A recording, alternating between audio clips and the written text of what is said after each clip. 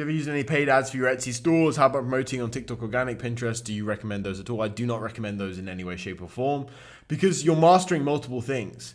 I mean, recently Etsy did bring in something which it reduces the fees if you actually bring the traffic to the website, but still you're promoting Etsy. Why not, if you're good at TikTok Organic, why not just send them to a Shopify site where you control the landing page?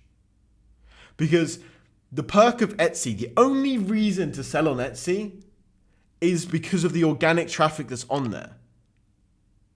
If you want to bring your own traffic, go make a fucking Shopify site. If you want to use the traffic that's already on the Etsy platform, which is literally millions of users every single day, then why would you try and bring them TikTok users? Because the thing is, what's going to happen is someone's going to land on your page, they're going to scroll down, and maybe they're going to think, I'm not entirely sure, the description doesn't look the best, I can't see, it's not all pretty and shit, so they're going to keep scrolling. And then at the bottom, they're going to see recommended products, and they go, oh shit, that one looks wait, that one's cheaper.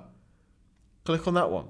And then they're going to go to that one, and then they're going to get distracted again, and then they're going to, it's just not what you do. It doesn't make sense in terms of that. It doesn't make sense in that. Quick interruption to this video. I'm doing a Rolex giveaway. So when my main channel reaches 10,000 subscribers, I'm going to give away a Rolex to one lucky subscriber. So click the top link in the description, go to my main channel, craigtyr, click subscribe. When we reach 10,000 subscribers, which will be in just 2 months, I will give away a Rolex to one lucky subscriber. It could be you, so go subscribe.